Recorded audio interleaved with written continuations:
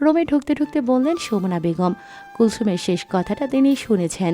পাত্রপক্ষ বিদায় নেওয়ার সাথে সাথেই তিনি গুনগুনের রুমে চলে এসেছেন। কুলসুমের দিকে তাকিয়ে বললেন, হঠাৎ এই বাড়িতে এসেছো কেন? কুলসুম হাসি মুখে বলল, পিঠে নিয়ে এসেছিলাম গুনগুন আর শিহাবের জন্য। সুমনা বেগম কর্কশ কণ্ঠে বললেন, কেন, তোমার কি মনে হয় আমি ওদের পিঠা বানাইয়ে খাওয়াই না? এসব আদিক্ষেতা দেখাতে আসবে না একদম। আর এই বাড়িতেও যেন কখনো তোমাকে না দেখি। এমনি ওর মাথা ঠিক নেই, আবার এসেছে আমাদের নামে বিষ ঢালতে। গুনগুন চোখ মুখ শক্ত করে বলল, নিজের সীমা পার করো না। আপুর সাথে এরকম বাজে ব্যবহার কেন করছো তুমি?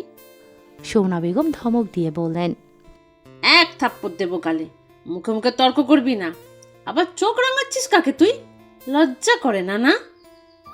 এখনো আবার চোখের দিকে তাকিয়ে কথা বলতেছিস। নির্লজ্জ মেয়ে মানুষ।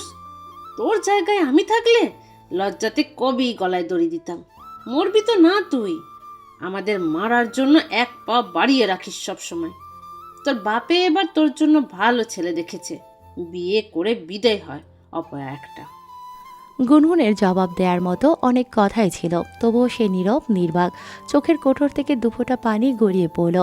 মাহবুবের বিয়ের কথাটা জানার পর থেকেই সৎমা তাকে প্রতিটা দিন প্রতিটা সময় এভাবেই কথা শোনাচ্ছে। যেখানে নিজের আপন বাবাই কথা শোনাতে ছাড় দেয় না, সেখানে সৎমা এরকম ব্যবহার করবে, এটাই তো স্বাভাবিক। সুমনা বেগমের এসব কথা শুনে গা গুলোচ্ছে কুলসুমের। সে বিস্ময় নিয়ে প্রতিবাদের কণ্ঠে বলল, এভাবে কেন বলছেন আন্টি? মানুষ মাত্রই ভুল করে। তাছাড়া গুনগুন তো কোনো ভুল করেনি, ভালোবেসেছিল, বিশ্বাস করেছিল। এখন কোনো অমানুষ যদি ওর বিশ্বাস ভাঙে তাহলে সেটা নিশ্চয়ই ওর অপরাধ না। সুমনা বেগম এবার আরও বেশি তেলে বেগুনে জ্বলে উঠলেন। কটমট করে তাকিয়ে বললেন, ওর ওকালতি করা লাগবে না তোমার।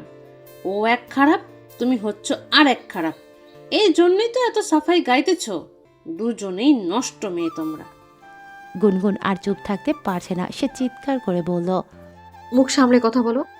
আমাকে যা ইচ্ছে বলছো বলো, কিন্তু আপুকে একদম উল্টাপাল্টা কথা বলবে না।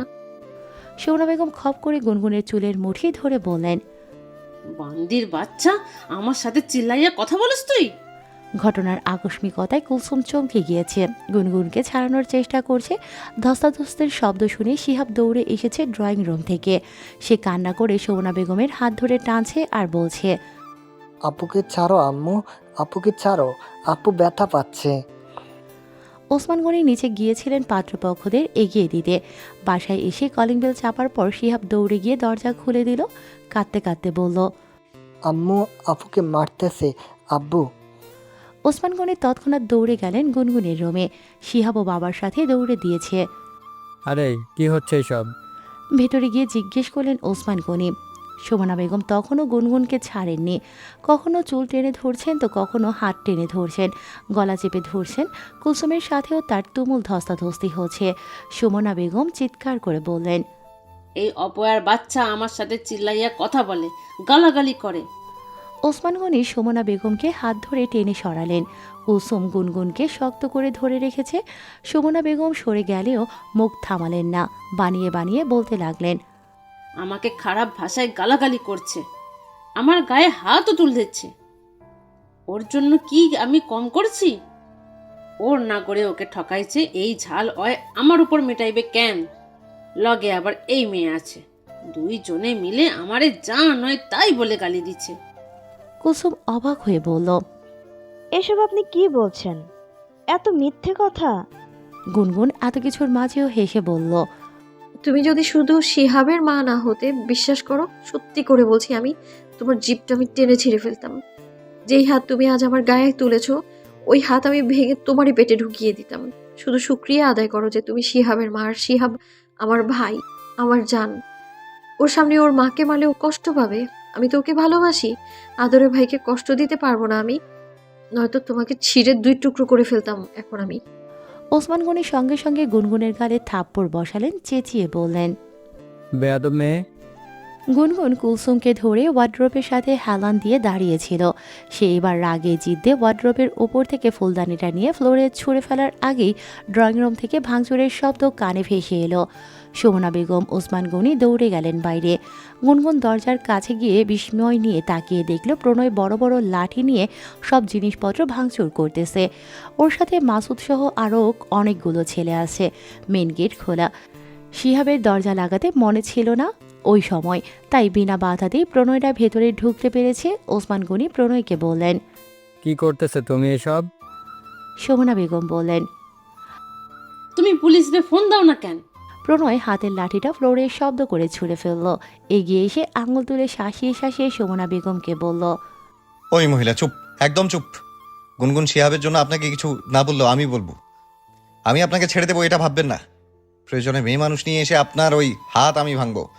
গুনগুন ওর ভাইকে ভালোবাসে বলে আপনাকে ছেড়ে দিয়েছে, চুপ থেকেছে, কিন্তু আমি ছাড়বো না, কারণ আমি ভালোবাসি গুনগুনকে। আপনি আমার ভালোবাসার মানুষের গায়ে হাত তুলছেন, ও চুলে হাত দিয়েছেন, আপনি ওকে নোংরা কথা বলেছেন।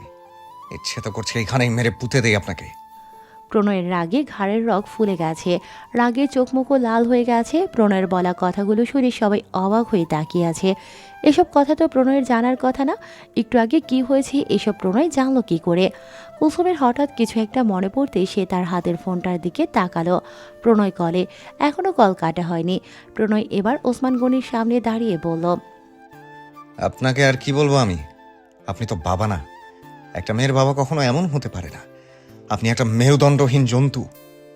প্রণয়, চিৎকার করে উঠলেন ওসমান গনি।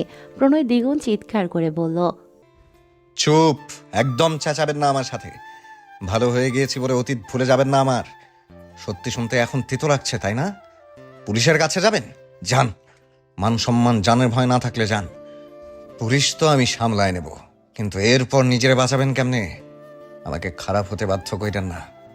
গুনগুনের জন্য আমি সব করতে পারবো। প্রয়োজনে খারাপ হতে হলে আমি আবারও খারাপ হব, তবু ওর গায়ে একটা আঁচড় লাগতে দেব না। ওর দিকে যে হাত বাড়াবে তার হাত আমি ভেঙে ফেলবো। আমি গুনগুন না, আমার অত মায়া নেই। আমি প্রণয়। মানুষকে মারতে আমার হাত কাঁপলেও কোনো অমানুষকে মারতে আমার হাত কাঁপে না। সবশেষে প্রণয় এখন গুনগুনের সামনে এসে দাঁড়িয়েছে। চোখে মুখে এখনো রাগের বহিঃশিখা যেন দাউ দাউ করে জ্বলছে। গুনগুন এই প্রণয়কে আগে কখনো দেখেনি, এতটা ভায়োলেন্ট প্রণয়কে আগে কখনো হতে দেখেনি। যখন ওর সাথে ঝামেলা হয়েছিল তখনও প্রণয় নরম ছিল। এই নরম রূপটা কি তবে শুধু গুনগুনের জন্যই ছিল তখন? আর এরপর তো প্রণয় নিজেকে আমূল বদলে ফেলল। নিজেকে পুরোটা বদলে ফেলা এতটাও সহজ নয়, কিন্তু প্রণয় বদলিয়েছিল খুব সহজভাবেই। সেই বদলানোটাও কি তবে শুধু গুনগুনের জন্যই? আর প্রণয়ের অকপটে করা আজকের স্বীকারোক্তি, ভালোবাসি আমি গুনগুনকে। কবে থেকে? এত কাছে থেকেও গুনগুন একটাবার বুঝতে পারল না, নাকি কখনো বোঝার চেষ্টাই করেনি? তাই হবে হয়তো, না হলে এটা তো অন্তত তখনই বুঝে যাওয়ার কথা যেদিন প্রণয় ওকে লাল শাড়িতে দেখে মেসেজ করেছিল, লাল শাড়িতে তোমাকে লাল টুকটুকে বউ লাগছিল। গুনগুন বোঝেনি, কিচ্ছু বোঝেনি তখনও। ওই যে বোঝার চেষ্টাই যে করেনি। গুনগুনের টলমল করা চোখের দৃশ্যপটে অতীতের কথাগুলো বারবার যেন ভাসছিল। দুয়ে দুয়ে চার মেলানোর প্রচেষ্টা করছে সে। কানে তখন ভেসে এলো প্রণয়ের গম্ভীর রাগ মেশানো ভরাট কণ্ঠটি। যেই ছেলে আজ তোমাকে দেখতে এসেছিল তাকে কি তুমি ভালোবাসো? গুনগুন নিরুত্তর, কেবল নিষ্পলক তাকিয়ে দেখছে প্রণয়কে। কয়েক সেকেন্ড পর প্রণয় নিজেই বলল। কথা বলো, ভালোবাসো ওই ছেলেকে? গুনগুন যন্ত্রের মতো উত্তর দিল। না। ভালো তো তুমি আমাকেই বাসো না, ওই ছেলেকেও না। তাহলে তাকে বিয়ে না করে আমাকে কেন করছো না? আমাকে বিয়ে করো গুনগুন, বিয়ে করবে আমায়? গুনগুন নিশ্চুপ। প্রণয়ও সময় নিল। পুরো বাড়িতে এত মানুষ, তবুও পিনপতন নীরবতা বিরাজ করছে। এলোমেলো বাড়িটা যেন মরুভূমির ন্যায় ধুধু করছিল। প্রণয় মাথা নত করে কয়েক সেকেন্ড নিশ্চুপ থেকে গুনগুনের দিকে তাকিয়ে বলল। আমি তোমায় জোর করছি না, করবো না। শুধু একবার যদি তুমি কোনোভাবে আমায় একটু আশ্বাস দাও যে তুমি আমার হবে, তাহলে তোমার জন্য পুরো দুনিয়ার সাথে লড়বো আমি। কথা শেষ করেও জবাবের আশায় প্রণয় তাকিয়ে থাকে গুনগুনের দিকে। গুনগুন নিরুত্তর। প্রণয় হতাশ হয়ে চলে যাওয়ার জন্য উদ্যত হলে গুনগুন তখন পেছন থেকে প্রণয়ের হাত টেনে ধরে। প্রণয় অবিশ্বাস্য দৃষ্টিতে ফিরে তাকায়। গুনগুনের টলমল করা চোখ দুটোতে শুধু আশ্বাস দেওয়ার প্রয়াসই নেই, বরং আশ্বাস চাওয়ারও যেন আকুতি রয়েছে। অগ্নির মতো জ্বলতে থাকা প্রণয়ের চোখ দুটো হঠাৎ করে যেন শীতল হয়ে গেল। আনন্দে চোখে জড়ো হয়েছে কিছু অশ্রুকণা। ঠোঁটে মিষ্টি রোদের মতো ঝলমল করা এক টুকরো হাসি। কুলসুমও হাসছে। ওর চোখেও পানি চলে এসেছে অদ্ভুত। ওসমান গনি এবং সুমনা বেগম গম্ভীর হয়ে তাকিয়ে আছেন শুধু। বাকি সবাই খুশি, সবার মুখে হাসি। মাসুদ নিজেও হাসে। প্রাণপ্রিয় বন্ধুর সাথে শত্রু গুনগুনকে এক হতে দেখেও তার আনন্দ লাগছে। আচমকা সব কিছু ভুলে গিয়ে সবার সামনেই প্রণয় গুনগুনকে খুব শক্ত করে জড়িয়ে ধরল। প্রণয় ও গুনগুন বসে আছে রুফটপ রেস্টুরেন্টে। সময়টা এখন সন্ধ্যা। সুন্দর কিছু লাইট জ্বলছে ছাদে, আবহাওয়াটাও মৃদুমন্দ। গুনগুনকে কিছুটা গম্ভীর দেখাচ্ছে। প্রণয় জিজ্ঞেস করল। সব কিছু কি ঠিকঠাক? গুনগুন দীর্ঘশ্বাস নিল।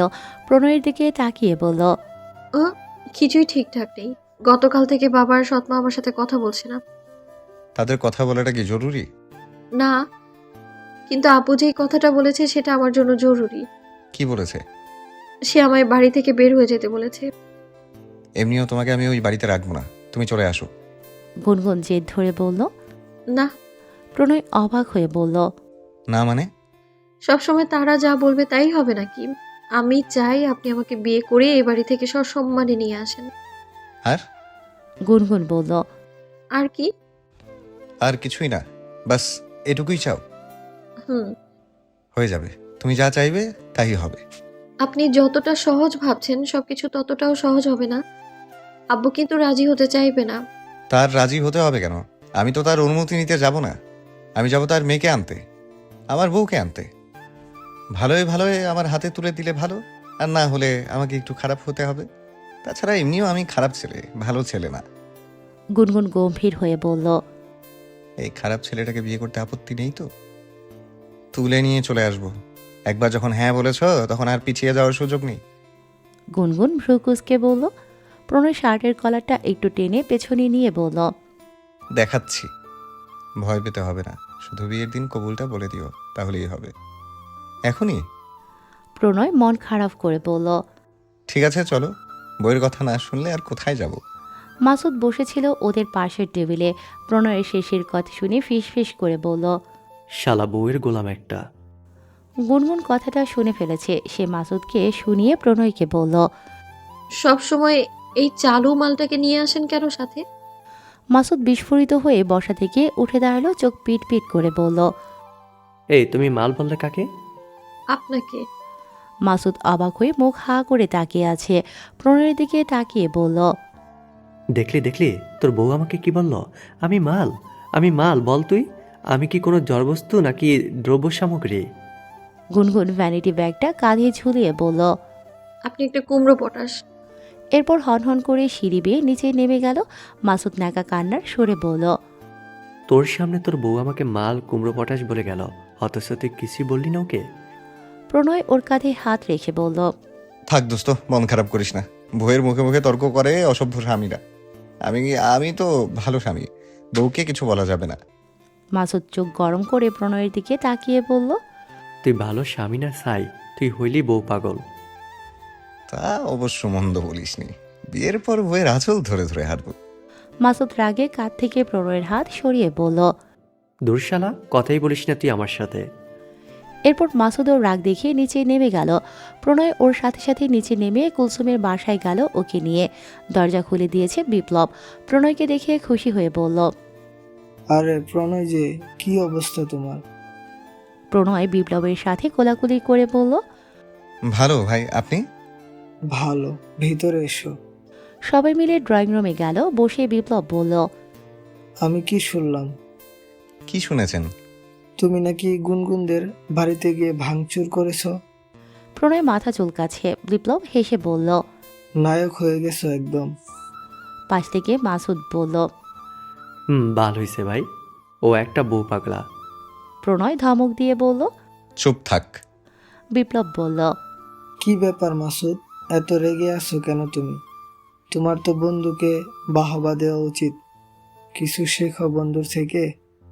নিজের ভালোবাসার মানুষের জন্য কিভাবে ফাইট করতে হয় দেখেছো না? ওর থেকে এখন আর শেখার মতো কিছুই নাই রে ভাই। প্রণয় এখন বউ ছাড়া কিছুই বোঝে না। এটা তো ভালো, খারাপ কি? কথার আওয়াজ পেয়ে কুলসুম রুম থেকে বেরিয়ে এলো। প্রণয়কে দেখে হেসে বলল, কি রে রোমিও, খবর কি তোর? থুর, তুই আর ভাইয়া কি শুরু করেছিস? কি শুরু করলাম আবার? আমরা তো ইমপ্রেস। প্রণয় প্রসঙ্গ পাল্টিয়ে বলল, আচ্ছা এখন এসব বাদ দে, আমি কিছু জরুরি কথা বলতে এসেছি তোকে আর ভাইয়াকে। কুলসুম বিপ্লবের পাশে বসে বলল, বল। আমার কিছু টাকা ধার লাগবে। গুনগুনদের বাড়ির জিনিসপত্র যা ভেঙেছি ওইগুলো আবার কিনে দেব। এরপর মা আর তোদেরকে নিয়ে যাব ওর বাড়িতে বিয়ের প্রস্তাব দিতে। গুনগুন চায় ওকে বিয়ে করেই ওই বাড়ি থেকে নিয়ে আসি সসম্মানে। এখন আমার কাছে জমানো টাকা যা আছে তাতে হবে না, কিছু টাকা শর্ট পড়ে যায়। চাইলে আম্মুর কাছ থেকে নিতে পারি, কিন্তু আমার ইচ্ছে নেই নেয়ার। পরে ফেরত দিলেও আম্মু নেবে না। বিপ্লব বলল, কত লাগবে ওইটা বলো, টাকা নিয়ে তোমাকে এত ভাবতে হবে না। তুমি আমার ছোট ভাই, আমার কাছে কখনো সংকোচ করবে না। প্রণয় কৃতজ্ঞতার সুরে বলল, ধন্যবাদ ভাই, আপনার টাকা আমি ফিরিয়ে দেবো, সমস্যা নেই। আহা, আবার এসব কথা কেন? তুমি দিও তোমার সুযোগ সুবিধা মতো, কোনো চাপ নাই। কুলসুম বলল, বাড়ির জিনিসপত্র কি গুনগুন কিনে দিতে বলছে? না, ওর বাবা ওরে বলেছে আবার বাড়ি থেকে বের হয়ে যেতে। গুনগুন এভাবে আসবে না। পরে মনে হলো ক্ষতিপূরণটাও দিয়ে দিই, শত হোক শ্বশুর বাড়ি বলে কথা। গুনগুন তোর জীবনে সত্যিই অনেক পরিবর্তন নিয়ে এসেছে। আগের প্রণয় হলে কখনোই তোর মাথায় এসব আসতো না। দেখা যেত যেগুলো ভাঙিসনি সেগুলো এখন গিয়ে ভেঙে আসতি। প্রণয়ও হেসে ফেলল। বিপ্লব বলল, আজ তো ব্যাংক খোলা পাবো না, রাত হয়ে গেছে। আগামীকাল শুক্রবার, দুদিন ব্যাংক বন্ধ থাকবে। রবিবার ছাড়া টাকা তুলতে পারবো না তো। এক কাজ করো, তুমি আন্টিকে নিয়ে কাল গুনগুনদের বাসায় বিয়ের প্রস্তাব নিয়ে যাও। শনিবার রাতে আমি আবার সিলেট চলে যাব। কুলসুমের কাছে চেক সাইন করে রেখে যাব। তুমি ব্যাংক থেকে টাকা তুলে যা যা লাগে মাসুদ আর কুলসুমকে সাথে নিয়ে কিনে নিও। প্রণয় মাথা নাড়িয়ে বলল, ঠিক আছে, আমি তাহলে আম্মুকে কল দিয়ে কথা বলি। আর সাথে কিন্তু আপনি আর কুলসুমও যাবেন। ঠিক আছে ঠিক আছে, তা না হয় যাব। তুমি আগে আন্টির সাথে কথা বলো। সকাল সকাল ঘুম থেকে উঠে গুনগুন রান্না বান্না করছে। সুমনা বেগম এত সব আয়োজন দেখে জিজ্ঞেস করলেন, এত রান্না করেছিস কেন? প্রণয় আসবে। ওই গুন্ডাটা আবার বাসায় আসবে কেন? আবার কি চায়? গুনগুন চোখ রাঙিয়ে বলল। ওকে একদম গুন্ডা বলবে না, ওর মাকে নিয়ে আসবে বিয়ের প্রস্তাব দিতে। সুমনা বেগম হেসে শ্লেষোক্তি করে বলল, বিয়ের প্রস্তাব দেওয়ার কি দরকার? কিছু তো করতে বাকি রাখছিস বলে মনে হয় না। এখন চলে গেলেই তো পারিস। গুনগুন মরিচ কাটছিল। হঠাৎ কথাগুলো শুনে ওর হাত থেমে গেল। ছুরিটা চপিং বোর্ডের ওপর রেখে সুমনা বেগমের দিকে তাকালো। তার চোখে রাগ টকবক করছে। সে ঘৃণাভরা দৃষ্টিতে সুমনা বেগমের দিকে তাকিয়ে বলল, তুমি যেমন বিয়ের আগেই আমার বাবার সাথে সব করেছিলে, তেমন ভাবছো আমাকে? সুমনা বেগম চাপা চিৎকারের সুরে ধমকে উঠলেন। গুনগুন, গুনগুন সাথে সাথে ছুরিটা হাতে তুলে নিয়ে সুমনা বেগমের গলার কাছে ধরে বললেন, চুপ, একদম চিৎকার করবে না নির্লজ্জ মহিলা। তুমি কি ভেবেছো আমি জানি না কিছুই? তোমার জন্য আমাদের সাজানো গোছানো সংসারটা শেষ হয়ে গেছে। তোমার জন্য আমার মা আমায় ছেড়ে অসময়ে চিরতরে চলে গেছে। তোমার জন্যই আমার বাবা এখন আমাকে দু চোখের বিষ মনে করে। সব কিছুর পেছনে তুমিই দায়ী। নিজের রূপ দেখিয়ে আমার বাবাকে পাগল করেছে। অবশ্য আমার বাবাও কোনো সচ্চরিত্রবান তুলসী পাতা নয়। তুমি যদি নষ্ট মহিলা হও তাহলে সেও নষ্ট পুরুষ। তুমি শরীর দিয়েছো, সে শরীর নিয়েছে। সেই হিসেবে তো তোমরা দুজনই এক। তোমাকে আমি এতদিন কিছু বলিনি শুধুমাত্র শিহাবের জন্য। আর শিহাব যে তোমাদের বিয়ের আগেই পেটে এসেছিল এটাও কিন্তু আমার অজানা নয়। কাজেই আমার মুখ ছুটিও না, তাহলে তুমি আর মুখ দেখাতে পারবে না কোথাও, বলে দিলাম। সুমনা বেগম হাত মুষ্টি করে দাঁড়িয়ে আছেন। গুনগুনের দিকে তাকাতে পারছেন না তিনি। কিছু বলার মতো ভাষা নেই, এমনকি নিজের পক্ষেও বলার মতো কোনো শব্দ তার কাছে নেই। কারণ গুনগুন এই পর্যন্ত যা বলেছে সবগুলো কথাই সত্যি। গুনগুন ছুরিটা নামিয়ে বলল, যাও, আমার চোখের সামনে থেকে দূর হও। নিজে তো কিছু করবে না আর আমাকেও করতে দাও, যাও। সুমনা বেগম আর এক মুহূর্ত না দাঁড়িয়ে রান্নাঘর থেকে বেরিয়ে গেলেন। গুনগুনের সব কাজ শেষ হতে হতে দুপুর হয়ে গেছে। রান্নাবান্না শেষ করে বাড়ি গুছিয়ে সে গোসল করতে গেছে। আজও সে প্রণয়ের দেয়া শাড়িটা পরেছে। প্রণয়রা আসার পর শিহাব গিয়ে দরজা খুলে দিয়েছে। প্রণয়ের সাথে ওর মা পর্মিলা বেগম, বিপ্লব, কুলসুম আর মাসুদ এসেছে। সবাইকে ড্রয়িং রুমে বসতে দেয়া হয়েছে। অনিচ্ছা সত্ত্বেও ওসমান গনি এবং সুমনা বেগম এসে ওদের সাথে বসেছেন। শিহাব রান্নাঘর থেকে খাবার দাবার আনছিল। কুলসুম তখন বুঝতে পেরে শিহাবকে বলল, চলো আমি তোমাদের সাহায্য করি। যেসব আপ্যায়ন সুমনা বেগমের করার কথা ছিল সেগুলো কুলসুম করল। শিহাবের মাথায় সে আদর করে হাতও বুলিয়ে দিল। ছেলেটা একদম বাবা মায়ের মতো হয়নি, গুনগুনের মতো হয়েছে, ভালো বোনের ভালো ভাই।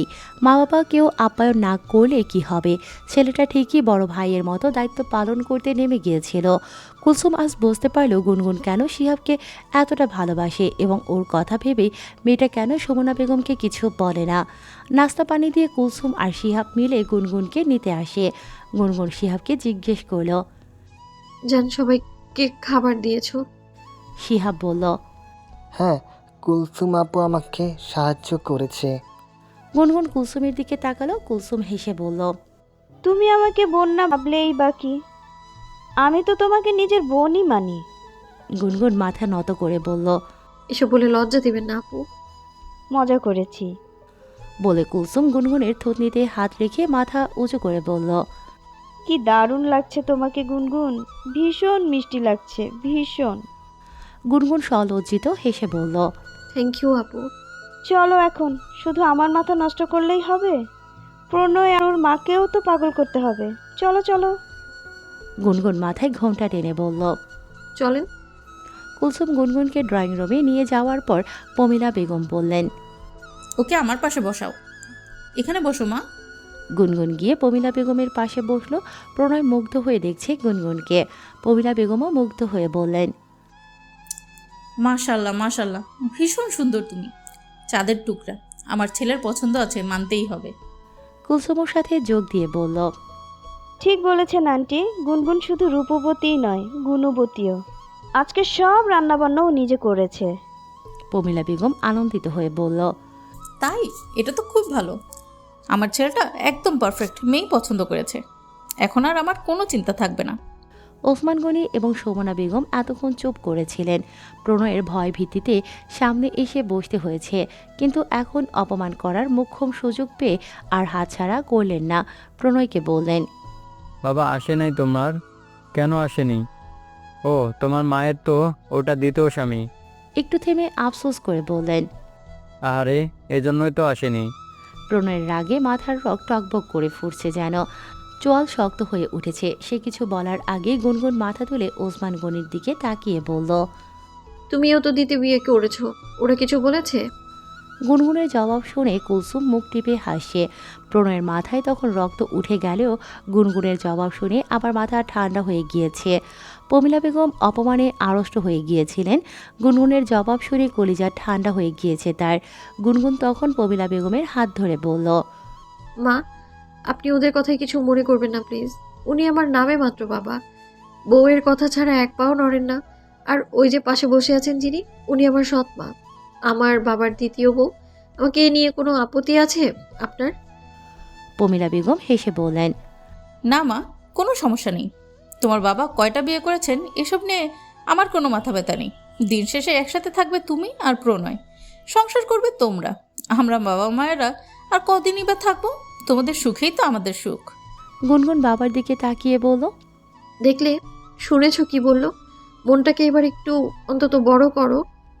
ওসমান গনি অপমানে আর কথা বলতে পারলেন না। পমিলা বেগম বিয়ের দিন তারিখ ঠিক করে চলে গেলেন। ওসমান গনি ও সুমনা বেগমের চুপচাপ মেনে নেওয়া ছাড়া আর কিছু করার ছিল না। গুনগুন ওদেরকে বাড়ির নিচ পর্যন্ত এগিয়ে দিতে নেমেছে। সবাই গেটের বাইরে যাওয়ার পর প্রণয় যাচ্ছিল, আবার ঝড়ের গতিতে ফিরে এলো। পেছনে তাকিয়ে দেখলো গুনগুনের সাথে শিহাবও আছে। শিহাবকে বলল, তোমার পেছনে ওইটা কি? শিহাব পেছনে তাকাতেই প্রণয় টুক করে গুনগুনের গালে একটা চুমু খেয়ে বলল, সুন্দর জবাব, এবং সুন্দর লাগার জন্য দিলাম। শিহাব তাকাতে তাকাতেই প্রণয় আবার দৌড়ে চলে গেল। ঘটনার আকস্মিকতায় হতবাক হয়ে তাকিয়ে আছে গুনগুন। শিহাব ওর হাত ধরে বলল, আপু, ভাইয়া আমাকে কি দেখতে বললো? পিছনে তো কিছুই নাই। গুনগুন নিজেকে স্বাভাবিক করে বলল, কিছু না, চল। রুমে গিয়ে ফোন হাতে নিয়ে দেখলো প্রণয় মেসেজ করেছে। আবেগে একটা চুমু দিয়ে ফেলেছি, তুমি আবার রাগ করো না, ভালোবাসি। মেসেজটা দেখে গুনগুন রাগ করতে গিয়েও হেসে ফেলল। গুনগুন এখন আগের থেকেও বেশি পড়াশোনায় মনোযোগ দিয়েছে। একটা শক্তপোক্ত ক্যারিয়ার তৈরি করতে হবে তার। ভার্সিটি টিউশনি এবং দিন শেষে প্রণয়ের সাথে ফোনে কথা বলা, এটাই এখন তার নিয়মিত রুটিন। সারাদিন শেষে যে মাহবুবের কথা মনে পড়ে, সে দুঃখ পাবে, সেই সুযোগটাও নেই। প্রণয় সেই সুযোগ দেয়ও না গুনগুনকে। গুনগুন বাড়িতে এলেই প্রণয় ভিডিও কল দেবে। গুনগুন বিরক্ত হয়, কিন্তু প্রণয় তাও শোনে না। গুনগুনকে ভিডিও কলে রেখে প্রণয় ওর কাজকর্ম করে, গুনগুন ওর কাজকর্ম করে। এভাবেই গুনগুনকে আগলে রাখে প্রণয়। আজ পড়তে বসে বারবার ফোনের সময় দেখছে গুনগুন। সন্ধ্যা 7টা বাজে। গুনগুন আজ 5:30 বাজে বাড়িতে চলে এসেছে। আসার সময় দোকানে প্রণয়কে দেখেনি। অন্য দুটো ছেলে দোকানে ছিল। গুনগুন বাসায় পৌঁছে মেসেজও করেছে বাড়িতে এসেছি, কিন্তু প্রণয় কোনো উত্তর দেয়নি। ওর আবার হঠাৎ কি হলো? গুনগুন আর থাকতে না পেরে প্রণয়কে কল দেওয়ার জন্য ফোনের ডায়াল প্যাডে যেতেই শিহাব দৌড়ে গুনগুনের রুমে এলো। গুনগুন ফোন রেখে শিহাবকে ধরে বলল। কি রে, কি হয়েছে তোর? এভাবে হাঁপাচ্ছিস কেন? শিহাব হাঁপাতে হাঁপাতে বলল। আমি নিচে গেছিলাম, আসার সময় দেখলাম প্রণয় ভাই। গুনগুন ভয়ে আতকে উঠে বলল। কি হয়েছে প্রণয়ের? শিহাব গুনগুনের হাত ধরে বলল। তুমি আসো আমার সাথে। শিহাব ওকে টেনে বারান্দায় নেওয়ার সময় খুব কাছ থেকে গানের শব্দ ভেসে আসতে লাগলো। বারান্দায় গিয়ে দেখলো প্রণয় পিকআপে আসবাবপত্র নিয়ে আসে। গাড়িতে বক্সে গান বাজতেছে। তেরেখের আয়া মেনে আয়া তুস্কো লেনে। শিহাব কিছুটা স্থির হয়েছে এখন, হেসে বলল। দেখেছো প্রণয় ভাইয়া এসেছে। গান শুনে মানুষজন জড়ো হয়ে গেছে। আশেপাশে থাকা বাড়ির মানুষজনও বারান্দায় ছাদে চলে গেছে ওর কাহিনী দেখতে। প্রণয়ের হাতে অনেকগুলো গোলাপ ফুল।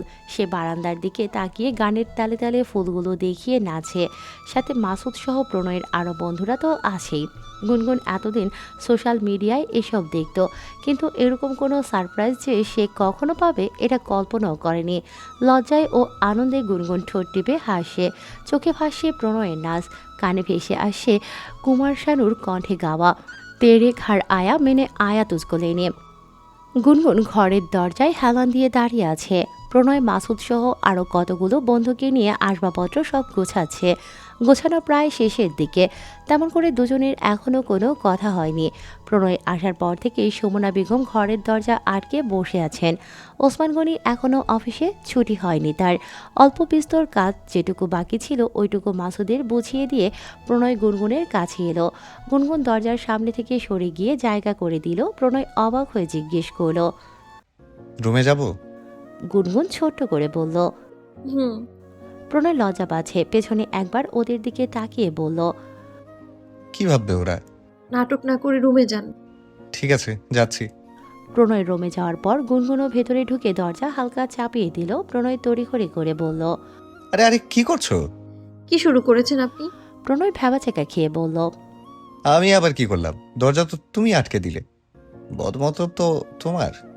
আমি এইসব জিনিসপত্রের কথা জিজ্ঞেস করেছি। প্রণয় এবার হেসে বলল। ও তাই বলো? শ্বশুরবাড়ির জিনিসপাতি ভেঙেছে, এজন্য শ্বশুরের হয়তো মন খারাপ। তিনি যেন হাসি মুখে মেয়েকে আমার হাতে তুলে দেন, সেজন্য ক্ষতিপূরণ দিয়ে গেলাম। হ্যাঁ, পুরো দুনিয়া আব্বুর হাতে তুলে দিলেও তিনি কখনোই আমায় খুশি মনে আপনার হাতে তুলে দেবেন না। প্রণয়ের মুখের হাসি উবে গিয়ে চোখ মুখ শক্ত হলো, কঠিন হয়ে বলল। পুরো দুনিয়া কারো হাতে তুলে দিলে সেটা শুধু তোমাকেই দেব, তোমার বাবাকে না। তাহলে এসব করার কি প্রয়োজন ছিল? শুধু শুধু টাকাগুলো কেন নষ্ট করেন? যাতে তোমার দিকে কেউ আঙ্গুল তুলে কথা বলতে না পারে। আমি চাই না আমার জন্য বাড়িতে তুমি কোনো কথা শোনো। আর কি চান? না চাই না মানে? জিজ্ঞেস করো কি চাই আমি। কি চান? শুধু তোমাকে। গুনগুন বিরক্ত হয়ে দীর্ঘশ্বাস নিল। দুহাত বগল দাবা করে দাঁড়িয়ে বলল। হয়েছে, এখন যান আপনি। ওমা, এটুকু সময় কি হয়ে গেল? তুমি তো কিছুই করলে না। আশ্চর্য তো, কি করব? কিছু না করলে দরজা কেন বন্ধ করলে? যা করবে না তা নিয়ে কখনো আমাকে আশা দেবে না। আমি আরো কত কি ভেবে বসে আছি। বিস্ময় চোখ দুটো বড় বড় হয়ে গেল গুনগুনের। সে জিজ্ঞেস করল। কি ভেবেছিলেন আপনি? অন্তত একটু জড়িয়ে ধরা কিংবা গুনগুন আঙুল তুলে শাসিয়ে শাসিয়ে বলল। নিজের সীমার মধ্যে থাকেন, বুঝলেন? নয়তো খুব খারাপ হয়ে যাবে বলে দিচ্ছি। প্রণয় চোখ টিপে দিয়ে বলল। বিয়ের পর তো আর কোনো সীমা থাকবে না। গুনগুন রেগে মেগে দরজা খুলে বলল। এই যান তো যান, এক্ষুনি বেরোন। এভাবে অপমান করছো, সমস্যা নেই। তুমি আমাকে রুম থেকে বের করে দিলেও আমি তোমাকে স্বাচ্ছন্দ্যে আমার রুমে ওয়েলকাম করব। আমি তো আর তোমার মতো নির্দয় নিষ্ঠুর না। যাবেন আপনি? যাচ্ছি যাচ্ছি। গুনগুনকে রাগিয়ে দিয়ে প্রণয় সবাইকে নিয়ে বের হয়ে গেল। গুনগুন বিছানার উপর বসে স্বস্তি করে বলল, কি এক যন্ত্রণা। ওসমান গনি রাতে বাড়িতে ফিরে একটুখানি নয় বরং অনেকটাই চমকে গিয়েছেন। ড্রয়িং রুম জিনিসপত্র দিয়ে একদম সাজানো গোছানো। রুমে ঢোকার পর সুমনা বেগমের থেকে সবটা শুনলেন তিনি। এরপর শিহাবকে দিয়ে গুনগুনকে নিজের রুমে ডেকে পাঠালেন। গুনগুন বাবার রুমের সামনে দাঁড়িয়ে জিজ্ঞেস করল, ডেকেছিলে? ভেতরে আয়। গুনগুন ভেতরে ঢুকে বলল, বলো। এসব নাটকের মানে কি? কোন নাটক? প্রথমত একটা ক্যারেক্টারলেস, 2 নম্বর ছেলেকে ভালোবাসলি, ওই ছেলের জন্য কত কত ভালো ভালো বিয়ের প্রস্তাব রিজেক্ট করেছিস তুই। তোকে এত বুঝিয়েও মাহবুবের থেকে দূরে সরাতে পারিনি। অনেক কষ্টে তোকে প্রমাণ জোগাড় করে দিলাম, ভেবেছিলাম এবার তুই শুধরাবি, কিন্তু না, তুই তো এবার এর চেয়েও বড় ভুল করে বসে আছিস। জেনে বুঝে এভাবে পচা শামুকে তুই কেন পা কাটতেছিস আমি এটাই বুঝতে পারছি না।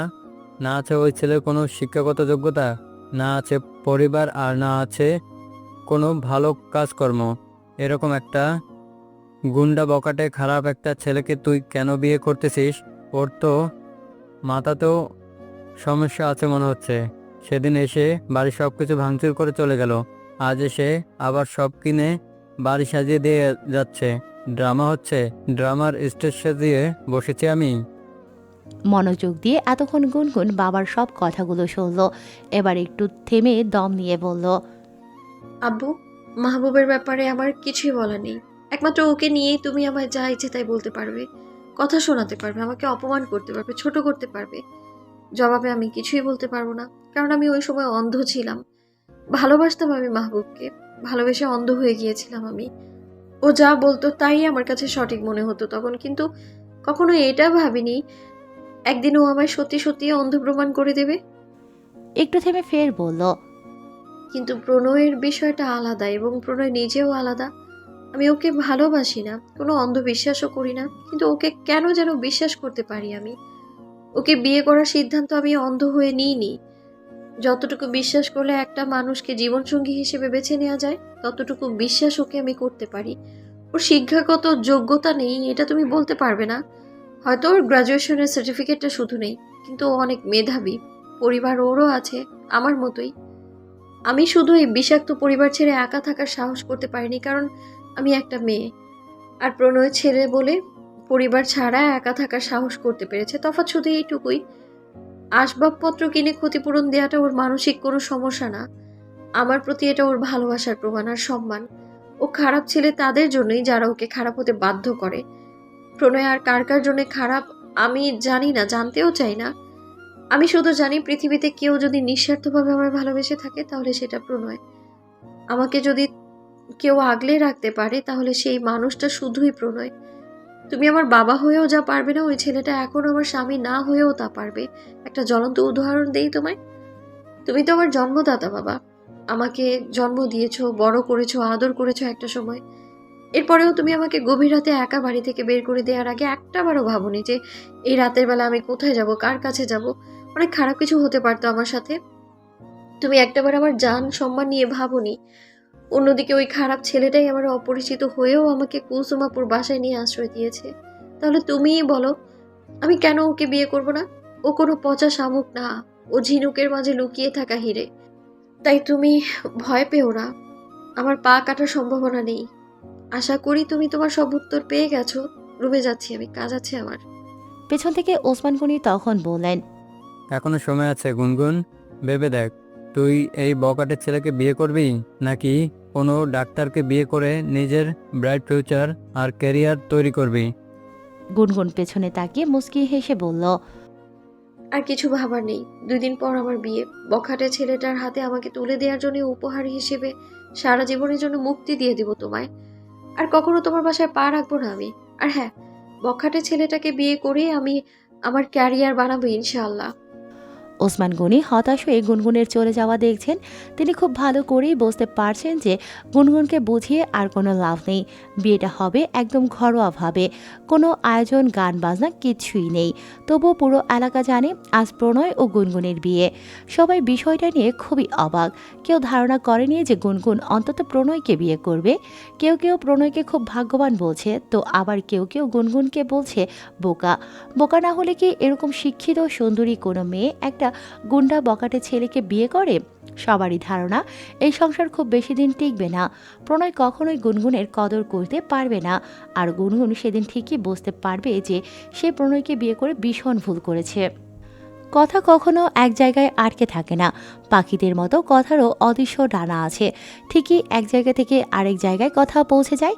এসব নেতিবাচক মন্তব্য গুনগুনের কানেও এসেছে, প্রতিনিয়ত আসে, কিন্তু সে তার সিদ্ধান্তে অটল। কুলসুম যখন গুনগুনকে শাড়ি পরিয়ে সাজাচ্ছিল তখন শেলী চৌধুরী এলেন বাড়িতে। কোনো আয়োজন করা হয়নি বলে তাকেও দাওয়াত করা হয়নি, কিন্তু বাকি সবার মতো তিনিও জানেন গুনগুনের আজ বিয়ে। গুনগুনকে দেখে তিনি মুগ্ধ হয়ে বললেন, কি মিষ্টি লাগছে তোমাকে, খুব সুন্দর লাগছে, মাশাআল্লাহ। গুনগুন মৃদু হেসে বলল, সরি আন্টি, দাওয়াত দিতে না পারার জন্য। আপনি তো সবটাই জানেন। ধুর বোকা মেয়ে, দাওয়াতটাই কি সব কিছু নাকি? শিহাব গিয়ে আমাকে বলে এসেছে, ও না বললেও তোমাকে এক নজর দেখতে আমি অবশ্যই আসতাম। একটু থেমে তিনি একটা সোনার চেন গুনগুনের গলায় পরিয়ে দিতে দিতে বললেন, এটা তোমার জন্য। গুনগুন চেনটা খুলতে যাবে তখনই তিনি বাধা দিলেন। গুনগুন বলল, না না আন্টি, আমি এটা নেব না। কেন নিবে না? আমি তোমায় এটা ভালোবেসে দিয়েছি। আপনি আমার জন্য দোয়া করবেন, এতেই আমি খুশি। দোয়া তো আমি অবশ্যই করব, তোমাকে এটা বলে দিতে হবে না। কিন্তু এই ছোট্ট উপহারটা আমি তোমাকে ভালোবেসে দিয়েছি, আর তুমি ফিরিয়ে দিচ্ছ। তোমার মা যদি দিত কি করতে? ফিরিয়ে দিতে তখন। মায়ের কথা মনে পড়ে সঙ্গে সঙ্গে গুনগুনের চোখে পানি চলে আসে। শেলী চৌধুরী ব্যস্ত হয়ে বললেন, আহা, কাঁদবে না, একদম শ্বাস নষ্ট হয়ে যাবে। তিনি স্নেহ ও মমতায় গুনগুনকে জড়িয়ে ধরে পিঠে হাত বুলিয়ে দিলেন। কুলসুম ও রাধিকা মুগ্ধ হয়ে দৃশ্যটা দেখছে, ওদের চোখেও চিকচিক করছে। প্রণয় ওর মা পমিলা বেগম, মাসুদ আর বিপ্লবকে নিয়ে বরযাত্রী এসেছে। কুলসুম তো আগেই চলে এসেছে। কাজী আসার পর দুই পরিবারের উপস্থিতিতে একদম সাদামাটাভাবে বিয়েটা হয়ে গেল। কোনো আনুষ্ঠানিকতা, খাওয়া দাওয়া কোনো কিছুরই আয়োজন নেই। তারপরেও গুনগুনের একটুও খারাপ লাগছে না, বরং সে খুশি এই আজবখানা থেকে যে সে সারা জীবনের জন্য বের হতে পারছে। বিদায়বেলায় গুনগুন অন্য সব মেয়েদের মতো কাঁদল না, বরং সে খুশি। হাসতে হাসতে বাড়ি থেকে বের হলো। বাবার থেকেও সে বিদায় নেয়নি। গাড়িতে ওঠার আগে শুধু শিহাবকে জড়িয়ে ধরে চুমু খেয়ে বলেছে, আপুকে ভুলে যাবি না তো? শিহাব কাঁদতে কাঁদতে বলল, না। প্রতিদিন তুই আমার সাথে দেখা করতে যাবি, মনে থাকবে? শিহাব উপন্যাস মাথা ছাকালো। গুনগুন বলল, না গেলে কিন্তু তোর ভাইয়াকে বলে তোকে তুলে নিয়ে যাব। শিহাব কান্নার মাঝেই হেসে ফেলল। গুনগুনকে জড়িয়ে ধরে বলল, তুলে নেওয়ার আগে আমি তোমার কাছে চলে যাব। গুনগুন শিহাবের মাথায় চুমু খেলো, আদর করে বলল, আমার জান। গুনগুন আর প্রণয়কে দেখার জন্য এলাকার অনেক মানুষ ভিড় করেছে। গুনগুন গাড়িতে উঠে বলল, এত মানুষ জড়ো হয়েছে কেন? আমাদের আগে কখনো দেখেনি নাকি? পাশে বসে প্রণয় বলল, দেখেছে, কিন্তু বড় বউ সাজে তো আর দেখিনি। 2 মিনিটের রাস্তার জন্য এবার গাড়ি কেন এনেছেন? সবাই এখন কুলসুমের বাসায় যাবে, তুমি আর আমি মেইন রোড থেকে ঘুরে আসব। গুনগুন অবাক হয়ে জিজ্ঞেস করলো, কেন? তাছাড়া আর কি করব? 2 মিনিটের পথের জন্য তো আর গাড়ি নেওয়া যাবে না, আবার নতুন বউকে হাঁটিয়ে নেওয়াও যায় না। এর চেয়ে ভালো আমরা একটু ঘুরে আসি দুজনে। ভালো বুদ্ধি। কিছুক্ষণ চুপ করে থেকে প্রণয় বলল, বিদায়ের সময় তুমি কাঁদলে না কেন? কেন কাঁদবো? মেয়েরা আপন মানুষকে ছেড়ে আসলে কাঁদে। আমি তো আর আপন মানুষ ছেড়ে আসিনি। প্রণয় গুনগুনের হাতের উপর হাত রেখে বলল, তুমি আপন মানুষের কাছে এসেছো। গুনগুন চোখ পাকিয়ে হাত সরিয়ে নিল। প্রণয় হতাশ হয়ে বলল, হাত সরিয়ে নিলে কেন? ব্যাড টাচ করেন কেন? প্রণয় যেন বিস্মিত হতেও ভুলে গেছে নিজের বিয়ে করা বউকে স্পর্শ করলে সেটা ব্যাড টাচ হয় কিভাবে। আমরা এখন ম্যারিড গুনগুন, হাতটাও ধরতে পারবো না? বলল প্রণয়। গুনগুন বলল, এখন হাত ধরবেন, পরে কোমরে ধরবেন, তারপর আরো কত কি। বুঝি তো আপনার ধান্দা আমি। প্রণয় হতাশ হয়ে কথা বলাই ভুলে গেল, সিটের সাথে হেলান দিয়ে বলল, মাসুদের অভিশাপে মনে হচ্ছে বিয়ে করেও চিরকুমার থাকতে হবে। পুরো হাইওয়ে ঘুরে এসে গাড়ি থামলো কুলসুমদের বাড়ির সামনে। পমিলা বেগম গুনগুনকে বরণ করার জন্য মেইন দরজার সামনে দাঁড়িয়ে আছেন। ওর সাথে কুলসুম, বিপ্লব, মাসুদও আছে। গাড়ি থেকে নামার পর বরণ পর্ব শেষ হলে গুনগুনকে নিয়ে যাওয়ার জন্য কুলসুম ওর হাত ধরল। প্রণয় বাধা দিয়ে জিজ্ঞেস করল, কি করছিস? কুলসুম বলল, কি করছি মানে? ভেতরে নিয়ে যাচ্ছি। আবার বউকে কি এখন হাঁটিয়ে নিয়ে যাবি নাকি? কুলসুম চোখ পিট পিট করে বলল,